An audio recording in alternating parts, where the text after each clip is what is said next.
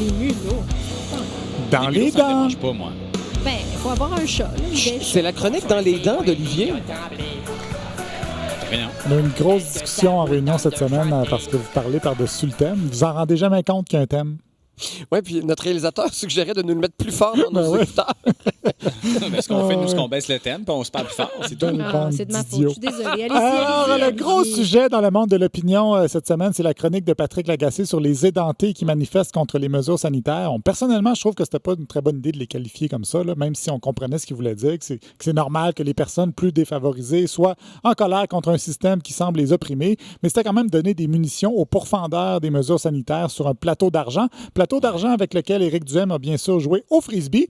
Je vous rappelle qu'Éric Duhaime est en campagne pour son Parti conservateur du Québec et moi, la semaine dernière, à titre d'analyste politique senior, j'ai couvert l'adhère au ton du PCQ. C'est un téléthon de 4 heures sur Facebook pour récolter des nouveaux membres. Il faut bien que quelqu'un le fasse. Hein. Je veux éviter ça à José Boileau et Paul Journet. Ils ont quand même mieux à faire que ça. Donc, 4 heures pour récolter le plus de membres possible. Le concept, c'est un peu comme une émission de radio de 4 heures par semaine où quelqu'un chercherait à récolter des nouveaux abonnés sur Instagram.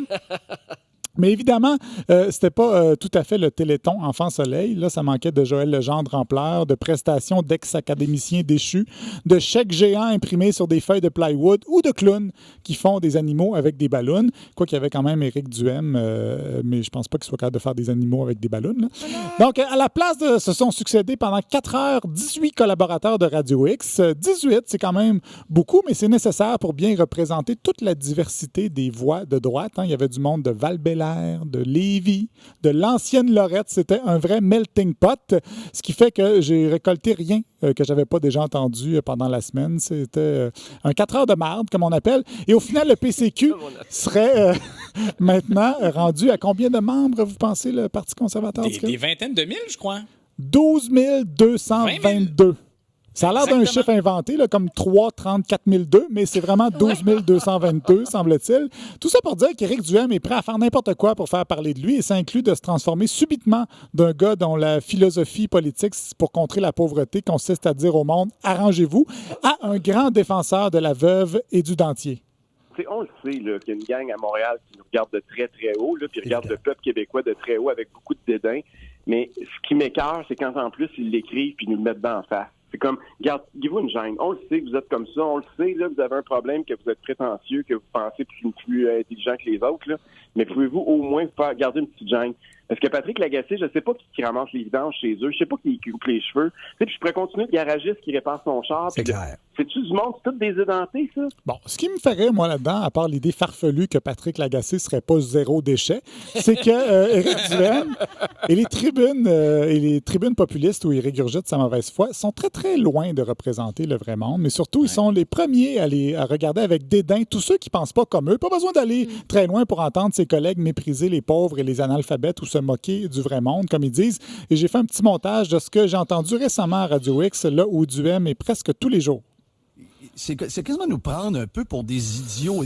Ben écoute, Jeff, de quoi t'as à peu près 40%, je pense, de la population québécoise qui est analphabète fonctionnelle. Tu as à peu près le 3/4 qui est pas capable de remplir son CELI, se maxer son CELI chaque année. Donc je pense qu'il y a quand même un public fertile pour ce genre de mensonges-là. Nature.com, là, c'est la plus grosse revue scientifique au monde. Il y en a qui pensent peut-être que, comme Ginette de Terrebonne, que c'est le Reader's Digest, là. On le fait pour rassurer les Ginettes de Terrebonne et les Gaston Tanguay de Château-Richer. C'est à ça que ça sert, le couvre-feu, etc. au Québec. C'est pas vrai que ça fonctionne. On se fait crier après par des parents confineurs, des Ginettes de Terrebonne des estrades. « Hey, lui, il a pas son masque! Il a pas son masque! » Donc, l'équivalent des édentés pour les animateurs populistes, ce sont plutôt des Ginettes de Terrebonne. Ils disent représenter le vrai monde, mais leur définition du vrai monde est assez circonscrite. Elle évolue au gré des enjeux politiques. Et l'affaire qu'il faut comprendre... Éric Duhaime, hein? Excusez-moi, continue. Ouais. Et, non, mais je sais pas s'il y aurait-tu le guts de venir répondre à ces niaiseries-là ici ou il n'y aurait pas le guts de le faire? Ben, c'est sûr qu'en qualifiant ses propos de niaiserie, ça part mal, mais... Non, oui, il viendrait, je sais. Pas game, Éric Duhaime. Il est déjà venu. Ben oui, oui. c'est vrai qu'il est déjà venu, absolument. Ah oui, c'est Mais vrai. on pourrait aussi ne pas l'inviter. Oui, mais en même temps, ce serait le fun de l'inviter. On pourrait dire qu'il y a déjà assez de tribunes, mettons. Mais l'affaire qu'il faut comprendre dans tout ça, et Denis Gravel il l'a dit bien candidement, c'est que Radio X, c'est pas dans la business de la cohérence, mais dans celle du dénigrement, peu importe si c'est logique ou pas. J'ai pris rendez-vous pour mes parents. Ils s'en vont se faire vacciner fin mars, début avril et ainsi de suite. Puis moi, j'essaie de rester optimiste, mais en même temps, je fais de la radio à Québec, donc c'est pas ma job. Mais quand même. Ouais, on me fait comprendre ça une fois de temps en temps.